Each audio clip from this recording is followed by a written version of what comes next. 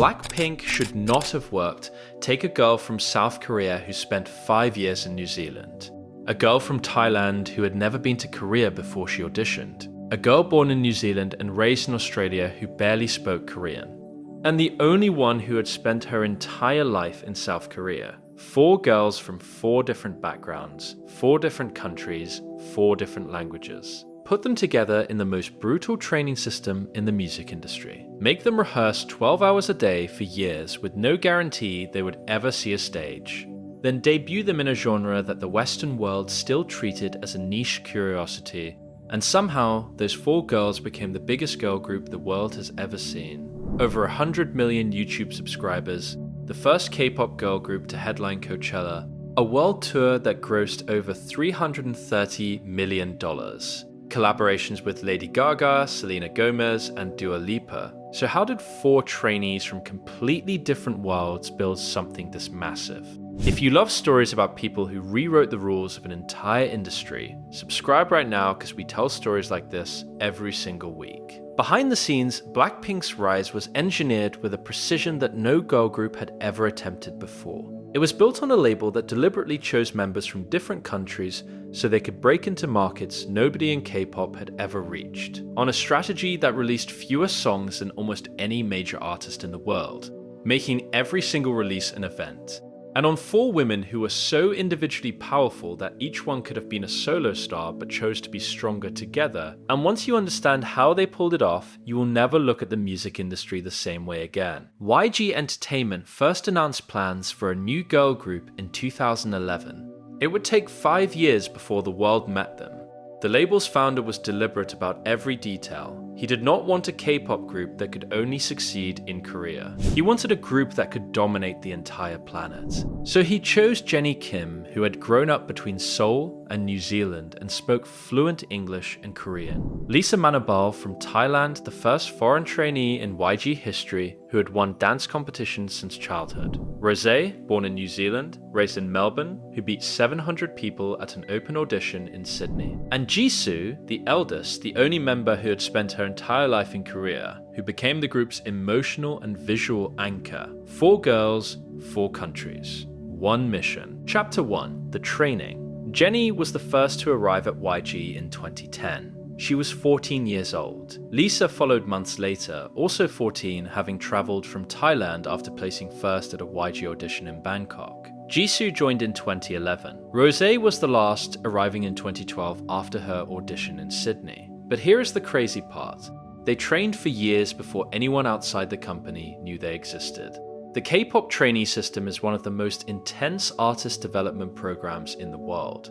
Vocal lessons, dance practice, language training, performance coaching, body conditioning, every single day, for years, with no contract, no debut date, and no promise that any of it would lead to anything. And this is where things get strange. During those years, hints of their talent leaked out before their names were ever revealed. Rosé was featured as a mystery vocalist on G-Dragon's Without You in 2012. Jennie appeared in G-Dragon's music video for That XX. The internet was buzzing about these unknown YG trainees, but the label kept them hidden, building anticipation, letting the mystery grow. For 5 years, these 4 girls poured everything they had into becoming the best versions of themselves. No shortcuts, no social media fame, no viral moments, just relentless, invisible work. Chapter 2, the debut that changed everything. On August 8, 2016, Blackpink finally debuted with Square One. 2 songs, Boombayah and Whistle, both charted at number 1 and number 2 on Billboard's World Digital Songs chart within a week, making them the fastest act to ever achieve that. Whistle topped every major Korean chart. They won their first music show trophy just 13 days after debut, breaking the record for fastest win by a girl group. But what happened next shocked the entire industry. Blackpink did not follow the standard K-pop playbook. Most groups release music constantly. Blackpink released almost nothing. Between 2016 and 2020, they released only 14 songs in Korean. The scarcity was deliberate. Every single release became an event. Every comeback broke bigger records than the last. DDU in 2018 became the first song by a Korean girl group to enter the UK singles chart and the first to be certified by the RIAA. Kill This Love in 2019 cracked the Billboard Hot 100 Top 50. They signed with Interscope Records. They performed at Coachella, the first K-pop girl group to ever take that stage. But here is what made Blackpink truly untouchable. Each member became a global brand on her own. Jennie became the face of Chanel, Jisoo became the ambassador for Dior, Rosé for Yves Saint Laurent, Lisa for Celine and Bulgari. 4 women simultaneously serving as global ambassadors for 4 of the biggest luxury houses in the world. No group had ever done that.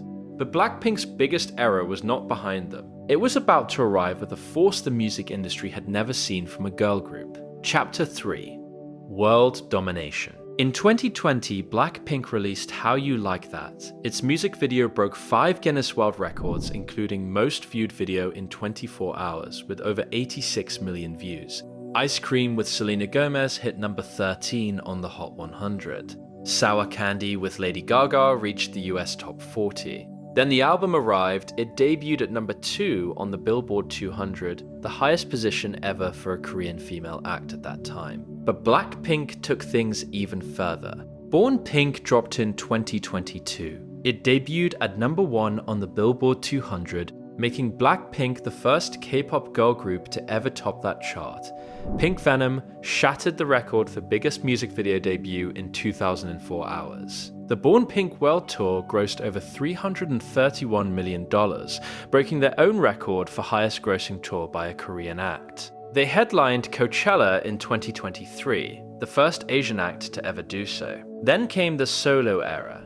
Jennie, Rosé, Lisa, and Jisoo each pursued independent careers while keeping the group together. Rosé's APT with Bruno Mars earned 3 Grammy nominations. Lisa's Rockstar became a global hit. Jennie launched her own label. Jisoo starred in the drama Snowdrop. In 2006, they reunited for the EP Deadline, proving the group was far from finished. The first artist to surpass 100 million YouTube subscribers. The highest grossing concert tour by a girl group in history. Collaborations with Lady Gaga, Dua Lipa, and Selena Gomez. 4 global luxury brand ambassadorships held simultaneously. Acknowledged by King Charles III at a Buckingham Palace state banquet. Named among the most influential people in the world, Blackpink did not become the biggest girl group in history by following the formula that already existed. They created a new formula: fewer songs, bigger impact. 4 individuals who were each powerful enough to stand alone, but chose to stand together. The world told 4 girls from 4 different countries that a K-pop girl group could never truly go global, that the language barrier was too high, that the West would never take them seriously. They did not listen. They just kept breaking records until the world stopped asking whether K-pop belonged on the global stage and started asking how it took so long to get there. And that is how 4 girls built the biggest girl group the world has ever seen. If this story gave you chills, drop a like and subscribe. We tell stories like this every week. The next one is even crazier.